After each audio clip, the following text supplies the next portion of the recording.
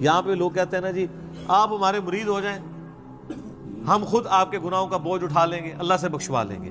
اللہ فرماتا ہے قیامت کے دن سے ڈر جاؤ جس دن کوئی شخص دوسرے کا بدلہ نہیں ہو سکتا۔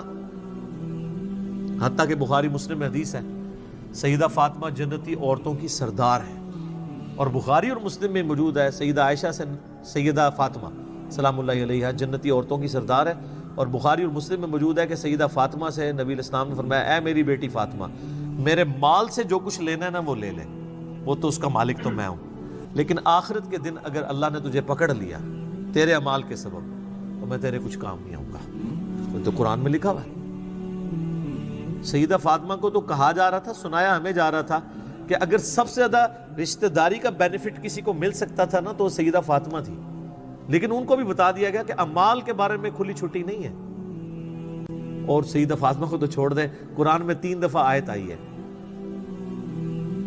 نبی علیہ السلام کے بارے میں، سورۃ الانعام کے اندر، سورہ الزمر کے اندر، سورہ یونس کے اندر، قل انی اخاف ان عصیت ربی عذاب یوم عظیم۔ اے نبی تم فرماؤ کہ مجھے خود ڈر ہے اس بات کا کہ اگر میں نے بھی اپنے رب کی نافرمانی کی تو بڑے دن کا عذاب مجھے بھی آ پکڑے گا۔ سر مجھے بتائیں آپ کا اور میرا رب اس سے زیادہ کس لیول پہ آ کے آپ کو سمجھائے؟ نبی علیہ السلام سے بڑھ کے کسی کا مرتبہ ہے؟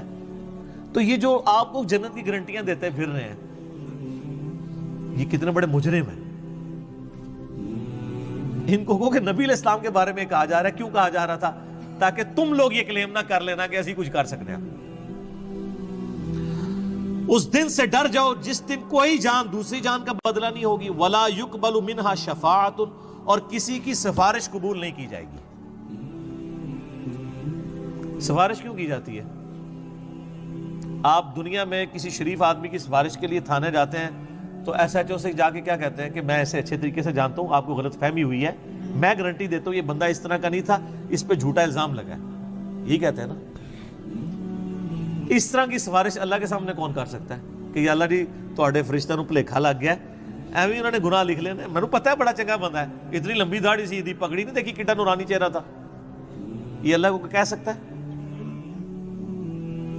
اللہ فرماتا ہے ہم تو تم اس وقت سے جانتے ہیں جب تم ماں کے پیٹ میں جنین کی حالت میں تھے۔ مت کہو اپنے آپ کو کہ میں بڑا پرہیزگار ہوں، وہ بہتر جانتا ہے تم میں سے کون پرہیزگار ہے۔ اس لیول پہ آ کے اس سورہ نجم کے اندر آیات ہے، مت کہا کرو میں بڑا نیک ہوں، وہ خوب جانتا ہے تم کیا ہو۔ تو اللہ کو کون سفارش کر سکتا ہے؟ ہاں صرف یہ سفارش ہو سکتی ہے کہ جس اللہ ہی کا دل آیا ہو جس پہ کہ اسے چھوڑنا ہے۔ یہ بندہ ہے نیک نیت تھا، چند غلطیاں اس سے ہوئی، باغی نہیں تھا، رجوع لے آتا تھا، اپنی طرف سے اس نے کوشش کی، پھر بھی بحیثیت انسان اس سے غلطیاں ہوئی، لیکن میری طرف آتا رہا تو اب میں نے اسے معاف تو کرنا ہے۔